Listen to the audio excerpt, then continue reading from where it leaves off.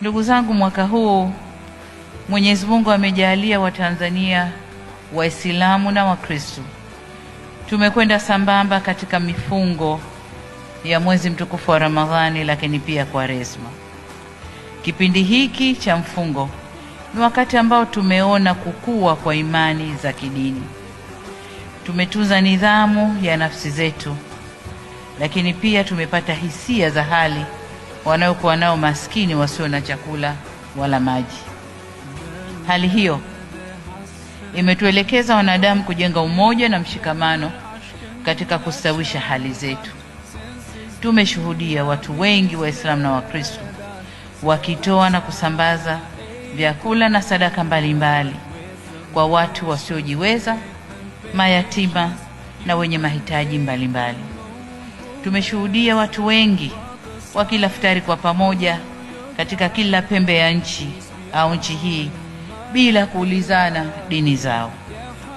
Hapa Dar es Salaam nina taarifa kwamba mahoteli yote makubwa ya mji huu yalifutarisha kwa kiasi kikubwa na mwezi mzima, na kulikuwa kumejaa tele.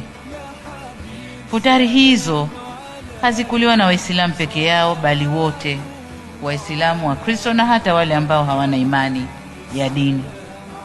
Hili ni funzo kwamba penye imani, yani spirit, wajibu, commitment, na kujali, caring, kunaleta kushirikiana au kushirikishana na kujenga umoja wa kijamii, na ndicho kilichotokea katika mwezi mtukufu.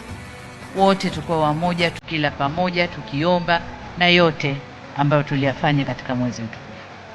Hakika kutokana na wingi wa dua na maombi ilimpendeza Mwenyezi Mungu na imempendeza Mwenyezi Mungu kutufungulia milango ya kheri na baraka, kutujalia amani na utulivu nchini, hali iliyotujengea mazingira mazuri ya kutekeleza yote yaliyofanyika na kutunufaisha kiuchumi, kijamii na kisiasa. Katika uhalisia, mema na mafanikio tunayoyazungumzia leo yameletwa na yanalindwa na uwepo wa amani na utulivu ndani ya nchi yetu.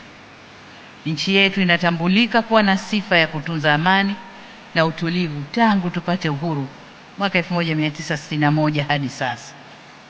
Utulivu huu umetuwezesha kuwa na mpangilio mzuri wa kubadilishana uongozi wa nchi kupitia utamaduni wetu wa kisiasa, uchaguzi wa kila baada ya miaka mitano. Kwa namna ya kipekee, nataka niwashukuru viongozi wa dini nchini kwa kuendelea kuwa walinzi imara wa amani yetu. Nchi yetu imeendelea kuwa yenye umoja na mshikamano kwa sababu viongozi wetu wa dini wanajiepusha na mahubiri yenye uchochezi na kuleta mifarakano. Pamoja na mafanikio hayo, nitumie fursa hii kuwakumbusha kuwa kama walivyogusia wenzangu Mheshimiwa Mufti na wengine walionitangulia kusema, kwa mwaka huu tunakabiliwa na uchaguzi. Hivyo nawasihi sana viongozi wetu wa dini tushikilie msimamo wa imani, udhibiti wa nafsi zetu na wajibu wetu katika kuikuza na kuitunza amani yetu nchini.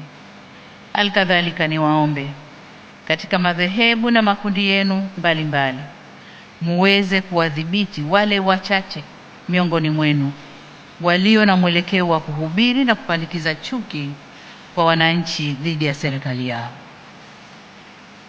Waache kufanya hivyo. Ni vyema sote tujue kuwa katika mifarakano na hasama hakuna atakayeibuka mshindi, bali kutatokea hasara na majanga. Waheshimiwa viongozi wa dini, jukumu la kusimamia amani nchini ni la serikali kupitia vyombo vya ulinzi na usalama, na kwa upande mwingine ni jukumu la wananchi wote wa Jamhuri ya Muungano wa Tanzania.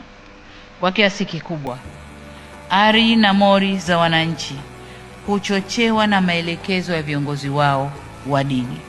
Kwa msingi huo, nimewiwa kulitupa jukumu la ulinzi wa amani na utulivu au utulivu wetu nchini mikononi mwenu, waheshimiwa viongozi wa dini.